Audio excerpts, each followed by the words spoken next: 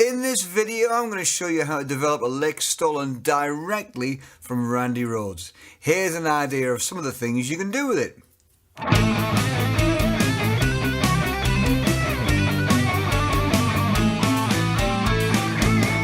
So the idea itself is quite a simple one.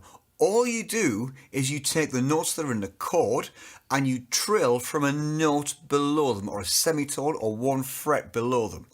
Watch. If, for instance, I'm at the 5th fret and I'm playing over an A minor chord, the notes in the A minor chord are A, B, A, C, E and A, if you just look at the notes in the chord like that. So we're going to do that for now. You can take all the notes in the arpeggio and it'll work just as well, but for now let's just concentrate on the chord. So the notes in the chord are there, there, there, there, there and there, if you play them one at a time. And all you have to do is play a note below and then the note itself. So if we're playing that note from the chord, you play the semitone below and that note. And usually in the Randy Rhodes idea we do it twice, like that. Then you move it to the next string, or upwards. And that's the basics of it. But what else can you do with it? How about, as you change chord, you follow the chords with that idea? So for instance, if you've got an A minor, then a G, you could do something like this.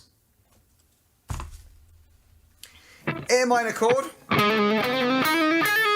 G chord, well I'm going to take it from this chord shape here, and I've got that. So if you put the two together you get... You could extend the idea further and play it over a 4-note chord, so you add the 7th into the chord. Watch this over A minor 7. So in the same position, in the 5th position, A minor 7 arpeggio gives you those notes. It's the same, but you've got the G in there as well, so you get 2 extra notes. If you just look at the first 2 strings where you've got that note, that note, that note and that note on the 8th, 2 notes on the 8th and 2 notes on the 5th fret. Try using just them. And try different combinations of them.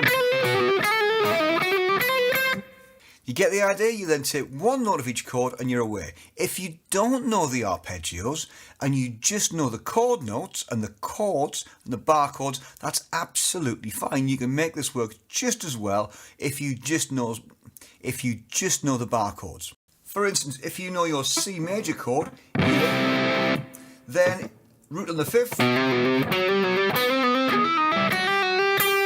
you've got that note, that note, that note, that note and that note. If you don't think of D minor in the 5th position, so you've got the root on the 5th string, that's D minor chord, do exactly the same trick. Those are the notes in the chord.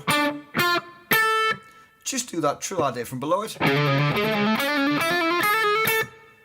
And you've got something that works really, really well. The big advantage is it outlines the chords and you can start following the harmony and adding a little bit more colour to it than just the major scale.